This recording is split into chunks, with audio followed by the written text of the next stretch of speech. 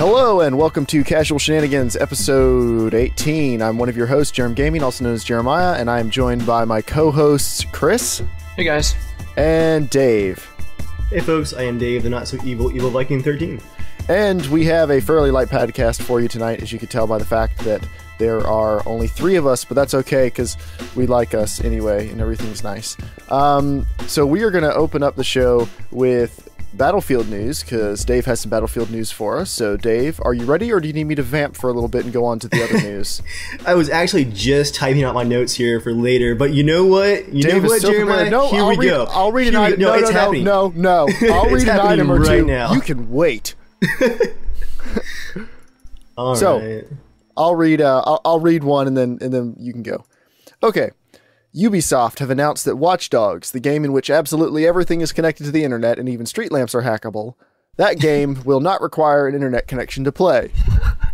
I like the irony there. That's pretty fantastic. Beautiful. It made sense for Assassin's Creed 2, Ubisoft said, but we don't see why the hyper-connected world of Watch Dogs should require gamers to be connected to the internet. Regardless, we're just happy they're trying to make a good game and not trying to force DRM down our throats. So, all right. And one more. Respawn Entertainment have hinted that Titanfall may support the Oculus Rift VR headset. Ooh, Nothing is confirmed, but the team has announced they are playing with some dev units, with the additional news that everyone in a multiplayer match will be able to control a mech. Titanfall may be the best Transformers game we've ever had. All right. Battlefield news? Actually, if you got more news, keep rolling on that. I'm enjoying this. All right, fine. I'm hooked now. You can't just stop in the middle. And actually, I don't think I can because our live screen is just black on my computer. Can anyone else see it? I haven't hit the link yet. I'm getting ready to post it. All right. Yeah, if you can't see the link, let us know if it's not working because it doesn't appear to be working, which is kind of interesting. But yeah, more news. There's another DayZ mod out called DayZ Arma 3, very creatively named. It's literally just what it sounds like. DayZ ported into Arma 3. We don't know much else about it. Isn't it called DayZ Zombies? Well, the website is Zombies, but the mod is DayZ Arma 3. So we don't know much else about it, but I am planning on testing it out very soon, like this evening, very soon, because it looks pretty awesome. I got bad news for you, actually, about that. What? Arma patch came out today and broke it, so they're working on a patch for tomorrow. I hate everything. As Way do to I. go, Arma. Well, the link is definitely working now, at least. Okay, well, I hate everything. Battlefield 4 news. I have one more piece of news, but that has to wait till after your Battlefield 4 news. Okay. Yeah, today EA actually released the Battlelog 2.0 trailer, which is kind of funny. I was telling Joel, it's weird to actually kind of be excited about Battlelog 2.0 because at this time, around July in 2011, there was some serious like nerd rage about Battlelog. Like Origin was only 2 months old at the time, and everyone was like, get to buy Origin to, get Battlefield 3, and you have to have a web browser to connect, and it didn't sound great on paper, but yes, because in general, having a web browser to connect to an online game is just super inconvenient. Anyway. I for one have enjoyed being able to like favorite servers and use the third-party plugins like the Better Battlelog and all to see more stats and deeper stuff like that. Like it has some neat features, but I kind of wanted to see what EA was going to have for round 2. It's been 2 years now. What is the new Battlelog going to have? And the answer to that question apparently is lots of gimmicky device features. You'll be able to do things like change your loadout on the bus on your iPad like a nerd. And because when you're racing home and your friends are like, quick, we need you. Optimize your layout between now. matches. I don't care where else you can do it. Yeah, exactly. It's like, how often do you really need to optimize your loadout? Just pick the M16A3 and just go to town. The truth hurts. You can also see what matches your friends are playing and enjoying without you as you ride home on the bus. And I don't care you can about also you guys that much. And Chris, you mentioned changing your loadout. It's a very exciting feature. You can now change your loadout on your iPhone instead of in game because that's more convenient.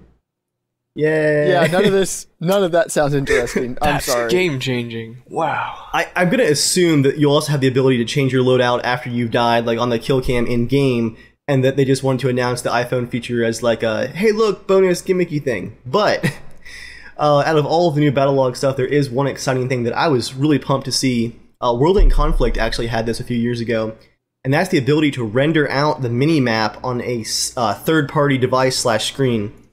You can actually get into the game, connect your iPad, and have the mini-map, instead of like being down in like tiny little corner of your screen, have it on your full 10-inch iPad. Cheap much. I know, it's going to be a huge advantage, because if you use the mini-map, like once you learn how to do that in a Battlefield game, that changes how you play. And I think any competitive shooter, like, having a mini-map is... There's people who play with the mini-map, and there's people who don't. Exactly. Yeah. When Yaku and I first like really started forcing ourselves to use the mini-map, you find people hiding now all the time. Yep. And especially in Battlefield 3, where you're automatically marked on the map when you fire your unsuppressed weapon for, I think it's like 3 seconds. Like, it's so easy to find people. We've gotten called out as hackers before, like, nice wall hacks, like I was in the corner, there's no way you could see me. Like, mini-map. Oh, I don't understand, like, there are really people who play and don't look at the map that tells you where the other people are. Like, Joel is one of them. How do you play the game and not pay attention to that? It is cheating if you think about it, because in the real world, there's nothing that tells you where everyone else is if they happen to make a sound. It's making up for some of the situational awareness that we lose. Yeah, situational awareness, which is worth something, but still, it's like, why would you not use that? That's like saying, I'm going to take my my field of view and I'm just going to narrow it all the way down. I like looking through a crack in a door. That's how I play games. But yeah, so that's the new Battlelog trailer. Nothing groundbreaking, I guess. Like I said, World in Conflict had done that a few years ago. The main difference being that in World in Conflict, it was actually on your PC screen. It was rendering the in-game map like from a top-down satellite view. So you could actually see like all the explosions and stuff happening in real time, and that was pretty cool. Whereas for Battlefield 4, it will just be basically the map screen with the little icons on it. Still neat though. Like, that's going to be a game changer for, well, really anything, any kind of like serious play where you're not just messing around like Joel does. Right. So this is my question, as this is the first time that I've heard of it. Has any other company ever made an actual trailer for a server browser? I don't think that's a good question. Is this a thing? That does show a lot I of haven't seen it. Is it a video? It's an actual trailer, and the funny thing is, DayZ is like top premium production for trailers. Dubstep pans across a web page. It's got the dubstep and the dubsteppy Battlefield theme at the end. Does it show you how the error messages look now? Do they look cool? That would be great. Parody video. Oh, that needs to happen. That's what I spend most of my time looking at in Battlelog, but... Okay. Ooh. So the next bit of news, 2 bits of news, and we are debuting a new section on the podcast called Jeremiah Rants. All right. So. Also the same as every other podcast. Oh, there it is. I will. You're not wrong. So here's the deal. Rocket posted something recently saying, what did he say? Showing something in Kerbal Space Programming, saying like, I love something in Kerbal Space Programming. He's actually an avatar in the game now. They actually made an avatar for him. So what exactly did he say? Awesome. What exactly did he say? It was a screen cap, I guess, from the latest build of the game where it showed the astronaut named Dean and it like had his haircut. He's like, I love this game or something like that. Oh yeah, okay. And then the tweets coming back at him were like, you know what I'd love? The DayZ standalone to come out. You know what I'd like? I'd like you to be working on the DayZ standalone. Okay, just for anyone who doesn't understand who Rocket is.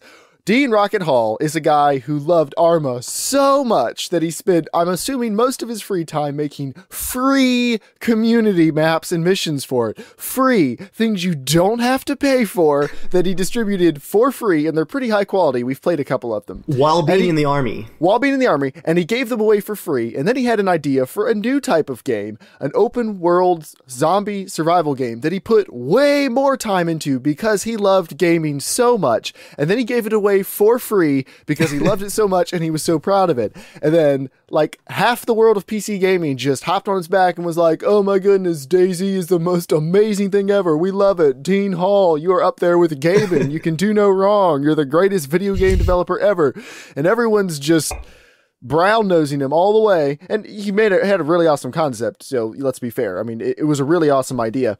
And most of the original thing the zombie genre has seen in a long time. So maybe he loved the only it so original much. thing. He was like, all right, you know what? I love this so much. Bohemia was like, hey, we'll let you develop that into a game because you love it so much. It's gotten so much critical reception. Like, people seem to like it so much. We think this is worthy of joining our stable of games. He was like, okay, I'll start working on it. So now he started working on it, and he's tried to be pretty open about the process. And then people are just crapping on him because it didn't come out when they wanted it to. Now, full disclosure, I am disappointed the standalone isn't out yet. A lot of people are disappointed the standalone isn't out yet. Dean is disappointed that the standalone isn't out yet. I'm sure Dave is disappointed too. He would have loved for it to be out by now. Everyone wants it to be out. It's not a question of wanting it to be out. It's a question of when it is ready to come out, and it's not ready to come out. You don't want an unpolished turd of a video game dumped into your lap. The game, especially an unpolished alpha. That's even worse. And here's the most important thing. He owes you nothing. Nothing. Literally nothing. You have paid no money. You have not paid Dean any money. Maybe you paid some money to Bohemia so you could play the DayZ mod, but Dean has not been paid any money from you for DayZ. He owes you nothing. He could announce tomorrow, hey guys, I'm sorry, you're all a bunch of dicks and I don't want to do this anymore. And he would have the right to do it. He owes you nothing.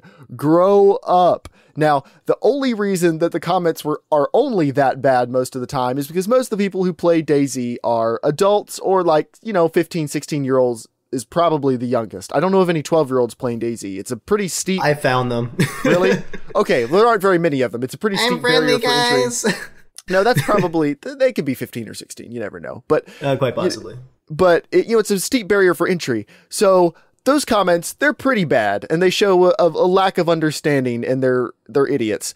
But if you want it to get really bad, buckle up. So earlier this week, pretty much every game releases patches to balance things out, because especially multiplayer shooters. You have to balance things out. Some stuff's too powerful, some stuff's not quite enough powerful, not powerful enough. Some people figure out like hacks or shortcuts they can take, and, so... companies release stuff like that all the time to balance it out. It's totally normal. Well, not Infinity Ward, Treyarch released a patch to rebalance three of the guns in Black Ops 2. Minor rebalances. And the game's creative director is getting death threats. Death threats. Now, little 12-year-olds, I'm sorry that your parents decided to keep you, but now that you're here, you have to play by some of the same rules. You can't act like that on the internet and then be nice in the real world. The internet is the real world. There is somebody on the other side of your terrible rage, and I'm sorry you have nothing better to do than sit around and lament your virginity, but you don't take it out on other people like that. You don't give someone a death threat because they made a slight balancing adjustment to a video game. It is a game. It's not someone's life. I don't care if you've killed 18,000 people in it. It's a game. You are not a badass. Stop. Please stop. If I developed games and people were sending me death threats because I rebalanced some weapons, I would do everything I could to figure out their gamer tags and ban them. Like lifetime ban, no questions asked. I just feel the weapon is like a bubble gun or something. Like it just blows bubbles. Despicable behavior. Yeah, you know what? He should remove those weapons and replace them with like dart guns or something. Like that is the worst type of behavior. The developer put out a game. You don't complain about stuff like that when they're trying to fix the game. Legitimate things, when you've bought a game, legitimate things to complain about are like when SimCity launched and the game didn't work. When you've already paid $60 for a game and it flat out like absolutely does not work, like the first month of Battlefield for a lot of people, that is legitimate to complain about. To complain about, if you want to complain, or contact customer service, or try to get a refund or whatever. But you don't send death threats, even if they revoke, like shut the game servers down tomorrow. You don't threaten someone's life over that. The games are serious business. Black Ops 2 has been out for like almost 10 months. They're allowed to make changes to it. You aren't owed the exact same experience you got when you bought it. They release patches. Stuff changes. Get over it. They haven't broken the game. They've made slight changes. My goodness, I hate all of you. I love how the responses they got on Twitter, too, didn't seem to be like, I've reviewed your change list. I don't feel like this is the right direction that you're taking it in. It's like, you changed something? I'm not going to research this at all. Like, I'm not going to try it out. Rage! Just instant rage. Like, no kind of discussion or anything. Just rage and death threats. It's despicable. absolutely despicable. And I think part of the problem is it is July, it is summertime, all of the munchkins are out of school and having unlimited access to their parents' Wi-Fi networks, and they are hitting the internet hard with the whining. On the note of DayZ standalone, I do have a little bit of games industry experience. I've done a couple of projects, and my biggest one I was the lead artist on, and it was essentially just the artwork that I was responsible for. It was a tech demo, and so there was like almost no programming to do at all. Like just a little bit of scripting on my hand, like a little bit of sound effects, but mostly just art. And still, even then, I missed my worst case deadline by like 35%. Just because creating games is such an incredibly complex and multi-layered process. At any turn, there could be 100, 1,000 things that go wrong. Yeah, stuff just breaks sometimes. Yeah, and sometimes it makes no sense. Like, hey, I changed the the zeroing on this iron sight on this rifle, and now the zombies are flying through the sky. Like, the complexity of modern games is staggering, and people need to remember that. Yes, we all want DayZ standalone. Yes, it's taking a long time. It feels like, but step back and look at it. DayZ standalone was announced, I think, like August 4th of last year. It is still July, okay? It has not even been a year, and they are creating an open world zombie simulation game that is multiplayer. Literally one of the most ambitious open world games that's ever been done. Most open world games don't try to do all the stuff DayZ's going to do. Chances are most of it won't work right when they first release it, but they're trying to do stuff on a smaller team with a smaller budget that most people wouldn't even touch. And that's the thing, too, is that this is such a risky project that this is why we haven't seen it yet. It's because no publisher would touch this with a 10-foot pole. The budget they would have to give this thing, the time, it would be terrifying. Like, we should be so happy that there's even a publisher that's letting this thing happen, not be like, why hasn't it come out as fast as the latest Facebook game? And if you're not happy about it, and if you think Rocket's dropped the ball, and if you think it's dumb, it should have been out already. They've screwed up the PR. Like, there are some legitimate complaints in there, and then there's some illegitimate ones, but regardless of what you think, if you think it's the absolute worst thing in the world, you know what you do? You don't buy it. That is the limit of your input on this issue. And that's actually straight from... buy it. That is straight from Rocket's mouth, too. He said that, I understand that some of you guys aren't happy with what you're seeing, and I'm okay with that. We want to keep improving. But if you don't like what you see, don't buy the alpha. He's like, please don't. Like, you will be disappointed. Like, if you're disappointed watching the videos, don't then buy it and play it to be disappointed again. Like, what you see is what you get. Don't expect more than that. As always, Chris is just laughing at us over there. As always, you can I'm in complete agreement, but yeah. Do you have anything to weigh in on this? No, not really. Oh, come on, I want to hear Chris You guys yell. have pretty much ranted about everything. I'm curious, like... Oh, sorry, go ahead. So that's certainly that side of the argument. What's the favorite thing that you've used in a game that has been changed, that you haven't been so upset as to send death threats over? Like, that I have been upset about? Something that you used, like it was crucial to your game, and they changed it, and you had to find something new. I got one. Okay. Gunner flares on the chopper in Battlefield 3. I was unhappy about that at first. Really unhappy. Did you come around, or... Sorry? Did you come around to that, or still disagree with it? It took a long time. I think it did make the game better for newer players. I felt like it took away from some of the skill of like a good pilot gunner team, but at the same time, I can admit that it improved everyone else's experience. Also, when that was kind of what DayZ is shooting for. Yeah, that's the same time they made the Iglas lock on way quicker, so that it was like a 1-2 punch of gunners don't get flares. And it's much easier to lock onto people, which, Dave and I were very used to hopping into a chopper together and just tearing up the battlefield for like 15 minutes. It was great. And as a result of that, we really had to rebalance our strategy. And I'd say most of the time we could still do that, as long as you're flying and I'm not. We had to change our strategy. Like, whereas before, when you got a lock tone, you were just like, oh, I'm getting locked. Let me just ECM and I'll let you take the next flare. Like, and you just kept attacking. Now it's like, okay, we're getting locked. We have like a few seconds to keep attacking, and then we have to run away for a minute. Like, yeah, exactly. It's more realistic that way too. It wasn't a big deal. I was a little ticked off for like the first hour. But it wasn't. It was just like, oh man, like I'm so used to doing it this way. That sucks. But yeah, within like a day, I didn't care. I mean, and I wasn't I wasn't actually upset. I was just a little, oh, I wish they hadn't changed that. But then I used it and I was like, yeah, this isn't that bad. Right. Which that's the mature way to handle something. It's okay to not like a change somebody makes. You are perfectly within your rights to not like a change, but that doesn't mean you have a say in it. That means you can either keep playing it and accept it, or you can move on to something else. And the developer probably won't mind.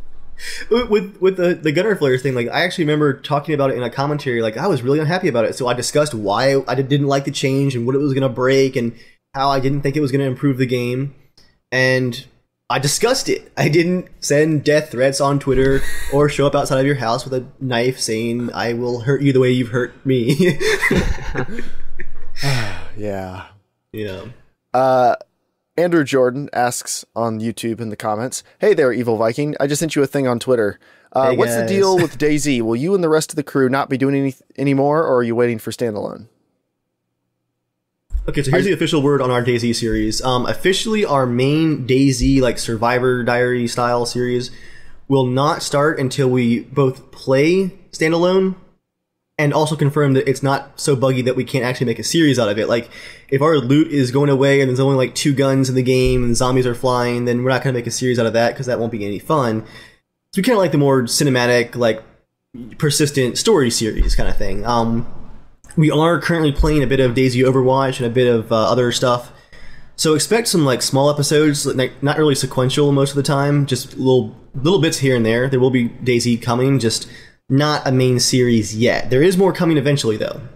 Mm-hmm. Yeah, I'm actually playing more than I have in a while. I'm starting to enjoy it again a little bit. Now there are a bunch of these mods coming out, not trying to really change up the DayZ formula, but trying just to optimize and incrementally improve upon the original DayZ.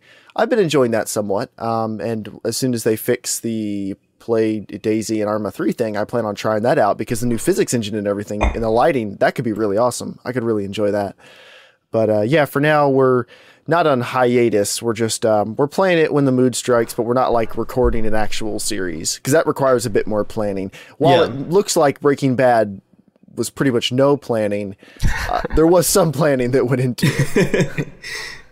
There was some progressive elements to it, at least. Dave every evening scripting it. Yeah. Oh yeah.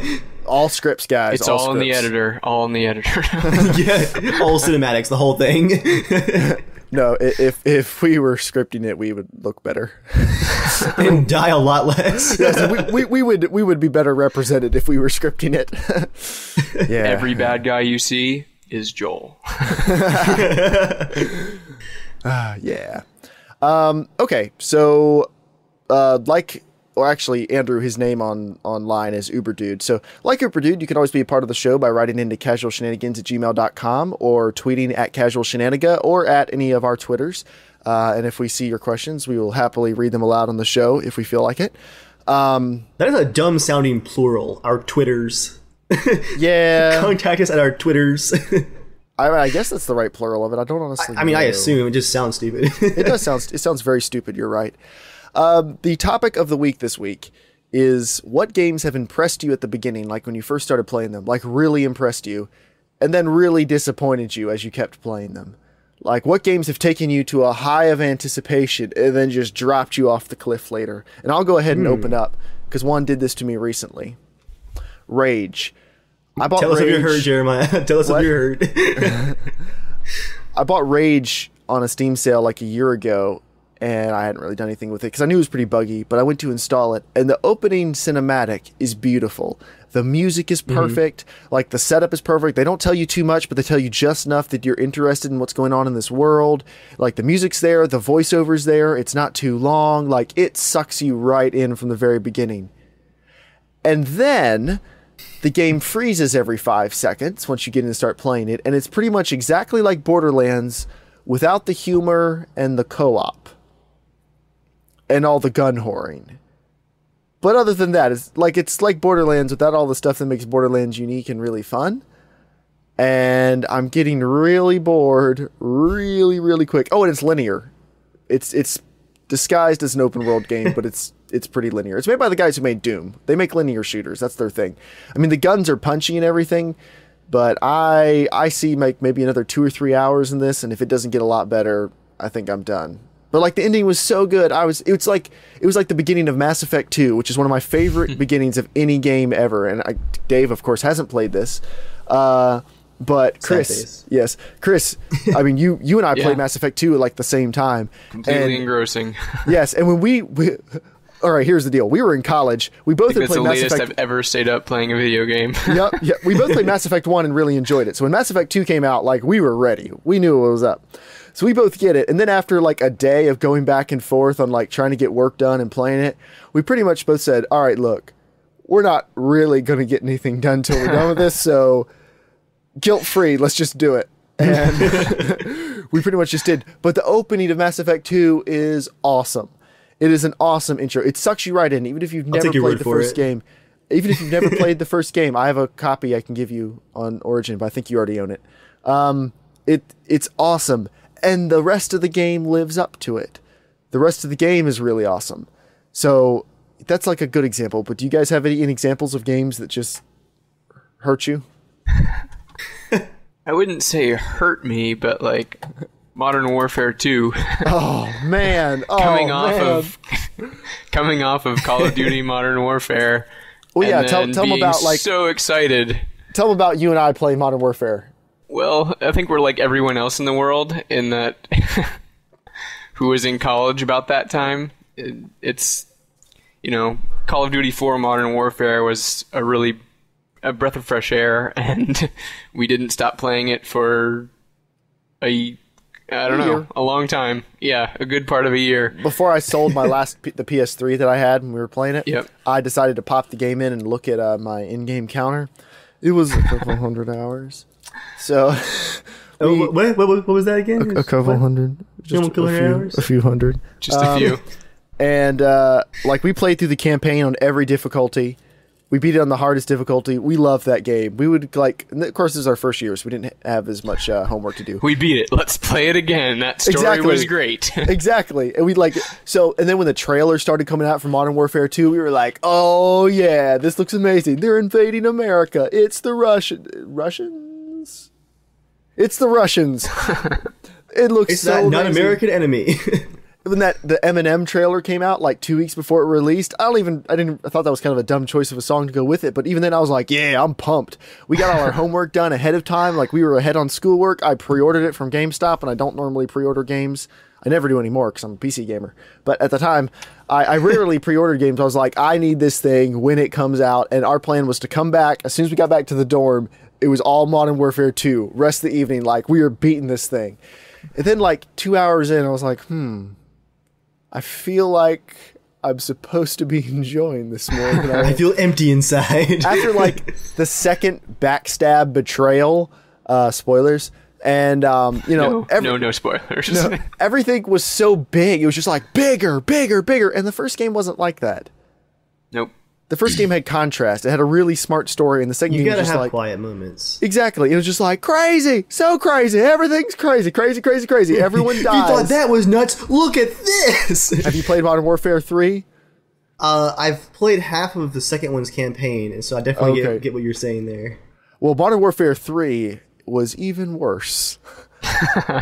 There's a scene near the beginning, a sequence where New York City is being attacked. I forget by who. Some country that would never actually be able to hit us that badly. But they're attacking us. I saw a few videos, yeah. Like aircraft carriers are sinking in the bay, in the Hudson, and like we're flying around this boat, like blowing other boats up with a machine gun and like jumping over aircraft carrier pieces, and like there are jumps made out of sinking ships, and I don't know how you go off a jump in a boat. Anyway, I don't know if you know how motors work, but when you drag propellers across things, it breaks them. But anyway, that was like a 10-minute sequence. The one guy in the back whose job is to lift up the prop. We are pretty special operators in that game. You're the elitist of the blackest opsist of the specialists. And it was getting more invisible every time. I think the only real cool parts of Modern Warfare 2 were the attack on the prison, and that was pretty much straight out of The Rock. Most sections of that was pretty good. But that was really awesome, and like when you met up with Price and gave him his gun back, that was like oh yeah. And the very end was pretty good, and there were some good parts in it. But Not as good. And Modern Warfare 3 was more of the same. Yeah. Dave? I think for me, it would actually be the entirety of the Assassin's Creed series. I got that game on sale in college. I remember I was working on some math homework, and I'm like, if I keep doing this homework, I'm going to, like, go walk in traffic or something. So I'm like, I got to do something to relax. Like, I just got Assassin's Creed. I heard it's really good. I'll try it out for the first time. I dove in, played, like, 5 hours in a row, 5 more the next day, then 3, then 2. And then I realized that, yeah, the fighting mechanics were great and the world looked good, and I was getting into the storyline a little bit, but gameplay-wise, like, below the surface, it was the same thing over and over again. It was like playing a Facebook game where you unlock, like, new levels each time, and then you repeat the same actions. Once you learn how to parry, the gameplay's kind of over. And I think I got like a third of the way through and then just stopped. And I tried the second one too, and it was the same thing. Like, it was a bit more, a bit deeper, a little bit more. Mm-hmm. But once I got the hang of it, and it just felt like the same thing over and over again. That's I think one of the most interesting things about Assassin's Creed 2, or as well, but that as the series goes on, it like breaks the mechanic a little bit more, and a little bit more, and a little bit more. Like, the combat was just never deep enough. That the more stuff they tried adding in, like, it made it a little bit deeper in some ways, but it started to even show its flaws more and more, and that there's not that much there, and like it just made it more and more evident. That's a good way of putting it, yeah. Chris, have you seen like the 11-minute gameplay trailer for Black Flag? It's pirates, so I'm interested. Yeah, exactly. That's when I saw that, I was like, okay. If it's kind of open world, me and my ship, and I can like... And it looks like it. And if that's the case, I don't even care about the assassination stuff. Like, I'm just going to be a pirate. I told Joel, this is just pirate games. This is just Ubisoft Pirates, but it looks pretty good. Yeah, I mean, like, why? You think about it, why don't we have more pirate games? Like, everything's there. Is it because we can't do water mechanics well enough? I mean, it could be something simple like that. Like, it's just not that easy to do that type of thing. But so far, that game looks pretty cool. But it doesn't look cool for anything that's related to the Assassin's Creed franchise. It looks cool because of all the pirate stuff. Because pirates. It's all stuff you've done before. And they can introduce a new weapon or do anything, but it's still not changing anything. You're still going to be sneaking up behind a guy and shoving something into his neck. Yeah, pretty much. Which is, kind of the same as Splinter Cell. Splinter Cell had started to get kind of like that. Like, I've played every single Splinter Cell, everything. I love the Splinter Cell franchise. And they were really starting to get kind of stale around Double Agent. They were just like, there are only so many dark hallways and stuff that you can sneak through. So in Conviction, they kind of threw the formula out, and it was pretty much Jason Bourne the game at that point. Like, it was technically a Splinter Cell game. It existed in the same universe, but it was really much more combat oriented, and they totally changed how all the combat and everything works. And like, it felt like a totally different game, and I loved it. And it looks like, what's the new one called? Blacklist. It looks like Blacklist is going to be like further iterating on that. It looks like it's going to be like you can play it just like the old Splinter Cells or just like the new ones, and they've sufficiently changed it. And maybe this is what Assassin's Creed needs. Like, maybe the Assassin's Creed world is just something for cool ideas to exist in. Yeah. Like, maybe they'll just keep, I don't know what's next after Pirates, but maybe after Pirates they can come up with something, more new pirates, and daring. What? I said more pirates, please. More pirates, yeah. just keep those coming. Just bring them on. Yeah. So, another game, and Oblivion. I loved the intro to Oblivion. The intro you to can say that about pretty much any Bethesda Elder Scrolls game. Like, end game is just not there. Intro and wandering is all they do. Although I didn't think they do it so well. The Skyrim intro I didn't think was nearly as good because of the long cart ride. Like, it took too long to get off the ground. Whereas the Oblivion intro I thought felt pretty epic from the very beginning.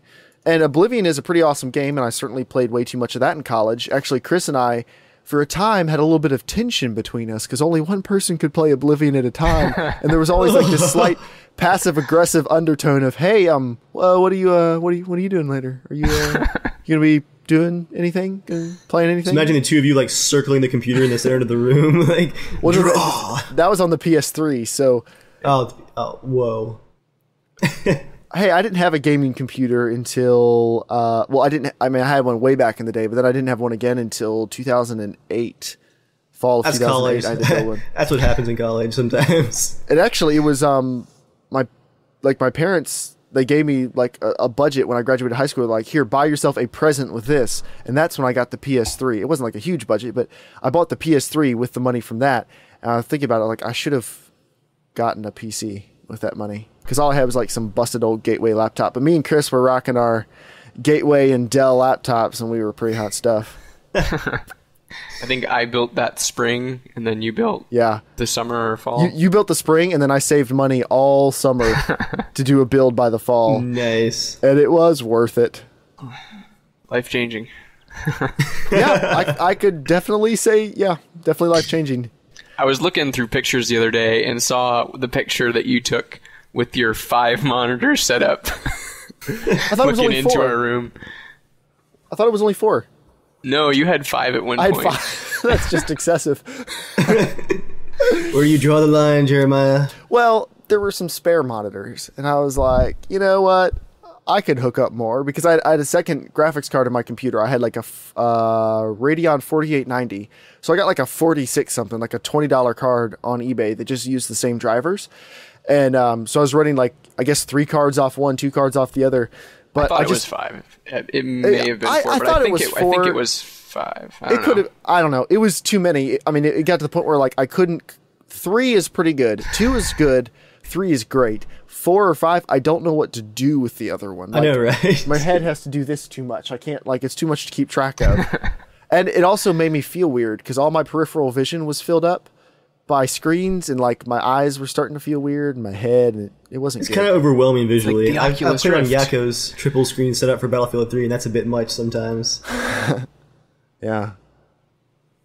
He lives a hard life, you know. Yeah. Life's really hard. Gotta deal with those 3 screens. Crying all the way to the bank.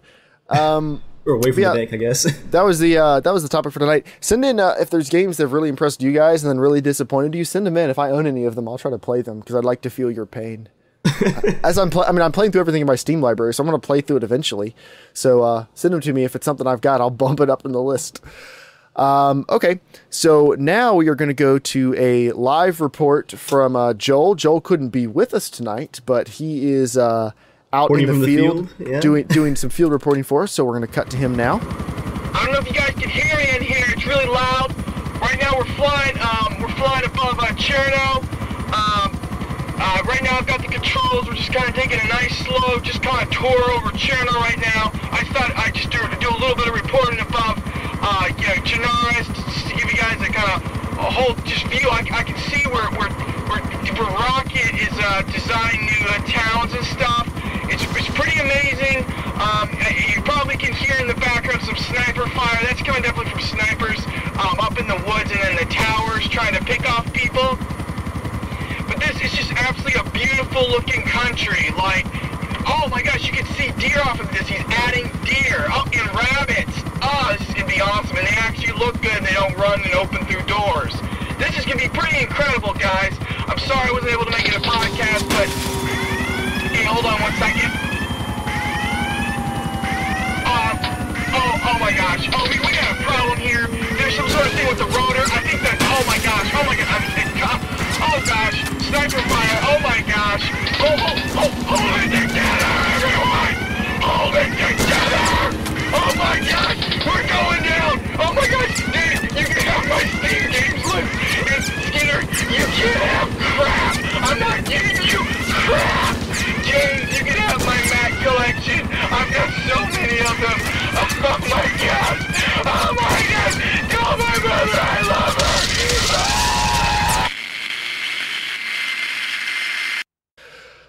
Okay, so that was Joel. May he rest in peace. And does anyone have any parting shots before we go tonight? Parting shots. Or topics of interest or things you want to complain about? I want to get positive for a minute here. Have you guys seen the Mosin Nagant render from DayZ Standalone that was released a few days ago? It looks really nice. Oh, it's beautiful. So yeah, if you guys have not seen that, to those of you listening, Google DayZ Standalone Mosin Nagant. It is a beautiful model and texture, and that's going to be a fun rifle. It's the new dinner bell, I guess. How do you spell that? MOSIN dash. Oh yeah, never mind. Dash NAGANT. Mosin dash Nagant.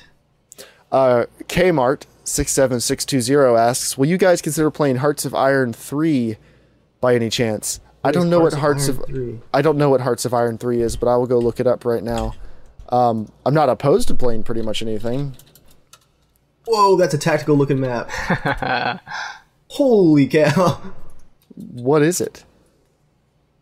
It looks to be a pure strategy game. Oh, yeah, I've heard of this. PC Gamer loves this. Huh. Well, parts of PC Gamer love this. The parts that don't emerge from the dark for long months at a time as they campaign in Europe. I would try oh, is it made by Paradox? Did I see that? It is. Okay. You know, like I would... every other game of this type. I'll try a demo if there's a demo out there. I'm always up for trying new cool things, but as of right now, I don't have any plans to play it. But, you know, you never know. It could change. Chivalry kind of wasn't something I was planning on playing, but then I played it for 10 minutes. So I was like, all right, well, this is my new go-to screwing around game. And actually, Chivalry, it's deeper than I thought it was at the beginning. Like, when we were first playing, we were all just, like, running around hacking. And I got really lucky my first match. I went on, like, an 8-kill streak as soon as I hopped into the game. And it was total luck. I'm not good at the game at all. But because I got lucky then... Yeah, all the people who bought it in the Steam sale, I was just slightly better than some of them, even though I had just gotten it because of the Steam sale. But it's actually, there's a lot of depth to it with like blocking and hopping back and stabbing and backslashing. And like I'm actually looking forward to getting better at it because it's a little bit of a dance like actual swordplay. Not at all like actual swordplay, but in a sense, like there's some balance and timing stuff to it that you don't really get in a shooter, so that's pretty interesting. Your vast medieval warfare experience. When I was time traveling back to the Middle Ages. And boy, are we bad at it. It's not pretty. It's not pretty. We are so terrible. That's why you only ever see us from here up. That sounds weird. I don't know, Chris. I don't know if I'm on board with whatever it is you're talking about. It's like we could be missing legs or something. Oh, okay. It's like, I'm a centaur. Exactly. I was waiting for it. Wait, the centaur or the flesh wound? The flesh wound. Oh, okay. That's right. That happened. Anyway. Oh, yeah. We were going to have a special guest tonight, but then their computer messed up last minute. So they're not on. That's why the podcast is a little bit shorter. We are working on getting more special guests onto the podcast, other YouTubers and stuff. It's just a little bit of a process because we're a bit of a smaller podcast still. And so a lot of people want nothing to do with us. I'm sure they don't mean it that way, but in a literal sense, like, and I totally understand, we aren't big enough to be on a lot of people's radar. So keep sharing this with your friends. Let's get bigger and let's rub it in everyone's faces. No. Hey guys, share, like, favorite. It really helps us out. Yeah, it does. It does. Buy my book. But yeah, we're working on getting lots of guests onto the podcast. If you know somebody who plays lots of PC games, plays the stuff we like, and they have a YouTube channel, and like they actually can talk and string sentences together and stuff like that, send them our way. Like we're just looking to meet more people. We're not really the best at that all the time. We like our bubble where everyone gets along. We do actually get along. I know it doesn't seem like that, but we're looking to branch out a little bit, bring more people onto the podcast. So anyway, make suggestions. We like meeting new people. Well, I mean, we like meeting cool people. Wow, that was judgmental right there. Daskro was cool. We had him on the podcast. We should have Daskro back and just have it turn into a gigantic gun podcast where it's just you, me, and Daskro, Jeremiah. That sounds pretty good. I could do that. I could definitely do that. Actually, we need to have him back on when we talk, like when Battlefield 4 news starts heating up, like when maybe the beta comes out. We need to talk to him then. Cause he played, actually. I know, I saw that he played it. Yeah. But I want to wait till we've played it. We just have him on, have him just like have us just bask in like the glow of his stories, like actually playing the game, like enthrall us with what it's like. Yeah, pretty much. But yeah, anyway, guys, thanks for watching. Let me just pimp out all our stuff real quick. You can follow me on Twitter, Germ Gaming, YouTube, Germ Gaming. You can follow Evil Viking on Twitter, Evil Viking 13 on YouTube, and of course you can email us at casualshenanigans@gmail.com, tweet at casualshenaniga. I think I got through all of that correctly tonight, although I am stumbling over some of my words because I'm thirsty and I drank all of my water. But anyway, thank you guys for watching. You guys have been great. We'll see you again next week. And that's terrifying. Yeah, I'll be waiting for you. Waiting and watching always. Have a good week, everybody. See you guys.